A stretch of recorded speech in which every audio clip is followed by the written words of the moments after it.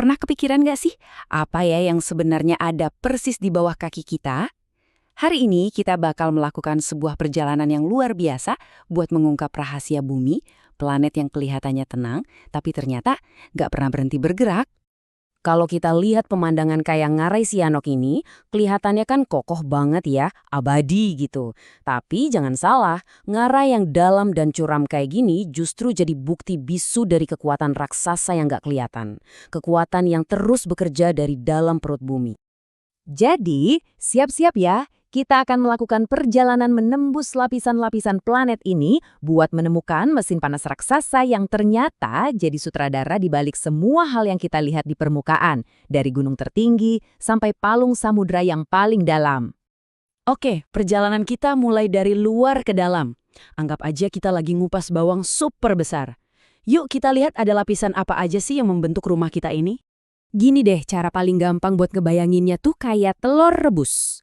Cangkangnya yang tipis dan keras, itu kerak bumi, tempat kita berdiri sekarang. Terus putih telurnya yang tebal itu adalah mantel bumi.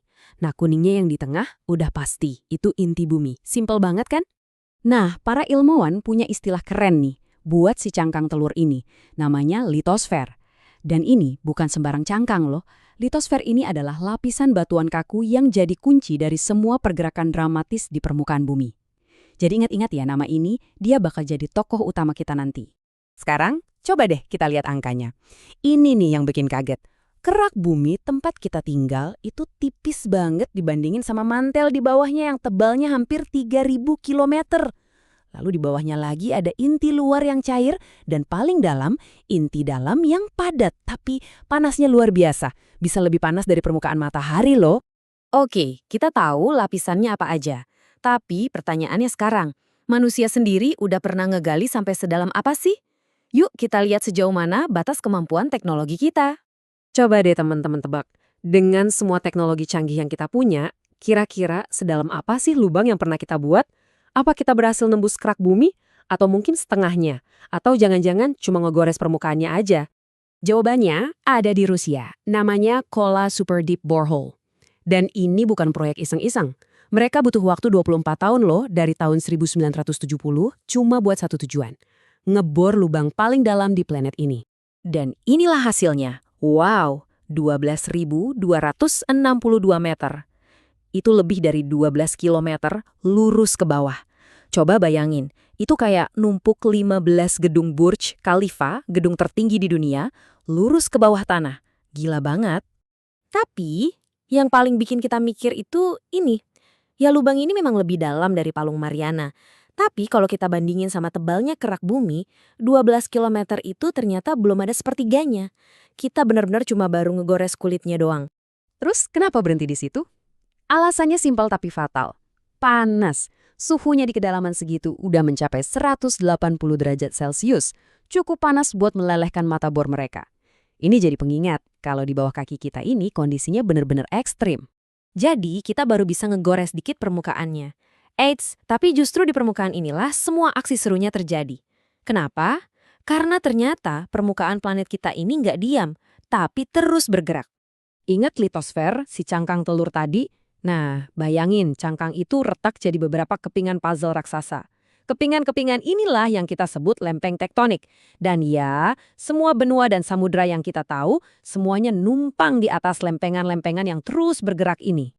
Dan yang paling gokil, lempengan ini gerak terus loh, tapi pelan banget. Kecepatannya itu kira-kira sama kayak kuku kita numbuh. Emang sih nggak kerasa sama sekali. Tapi kasih waktu jutaan tahun, pergerakan sekecil ini bisa mindahin satu benua dari ujung dunia ke ujung lainnya. Ide ini asalnya dari seorang ilmuwan namanya Alfred Wegener. Dia ngebayangin ratusan juta tahun yang lalu, semua daratan di bumi ini nyatu jadi satu benua super yang disebut Pangea. Terus pelan-pelan seperti yang kita lihat di lini masa ini, lempeng-lempeng itu bergerak dan memecah Pangea sampai jadi peta dunia yang kita kenal sekarang. Nah, terus apa yang terjadi kalau lempengan-lempengan segeda benua ini saling ketemu, saling berinteraksi? Disinilah kekuatan penciptaan dan kehancuran terbesar di planet kita muncul. Pertama, ada yang namanya batas divergen. Gampangnya, ini pas dua lempeng saling menjauh. Nah, celah yang terbentuk diisi sama magma dari mantel, yang kemudian mendingin dan jadi kerak bumi baru. Proses inilah yang bikin dasar samudra terus melebar. Lalu kebalikannya, batas konvergen.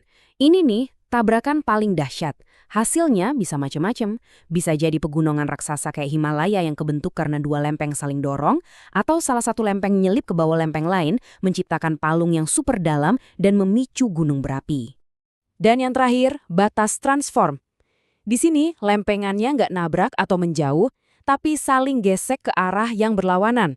Gesekan ini numpuk energi yang gede banget, dan begitu energinya lepas, boom! Terjadilah gempa bumi dahsyat, kayak yang sering terjadi di Sesar San Andreas. Oke, ini dia peta lempeng tektonik dunia. Coba lihat deh garis-garisnya. Itu perbatasannya, tempat semua aksi terjadi. Sekarang coba cari, di mana posisi Indonesia di tengah-tengah puzzle raksasa ini? Dan ini dia jawabannya. Posisi Indonesia itu spesial banget. Kita berada persis di titik pertemuan tiga lempeng raksasa sekaligus, lempeng Eurasia, Pasifik, dan Indo-Australia. Inilah alasan kenapa negara kita kaya banget akan gunung berapi dan sering banget kena gempa. Kita tinggal tepat di jantung cincin api Pasifik yang super aktif. Jadi, kesimpulannya apa? Planet yang kita tinggali ini hidup. Tanah yang kita pikir kokoh ini ternyata adalah sebuah sistem yang super dinamis yang terus bernafas, bergerak, dan membentuk ulang dirinya sendiri. Dan semuanya ditenagai oleh panas luar biasa dari intinya. Dan ini membawa kita ke satu pertanyaan terakhir yang bikin penasaran. Kalau pergerakan ini nggak akan pernah berhenti, kira-kira bakal kayak apa ya bentuk peta dunia 100 juta tahun lagi dari sekarang? Coba deh bayangin. Terima kasih banyak sudah menyimak penjelajahan kita kali ini.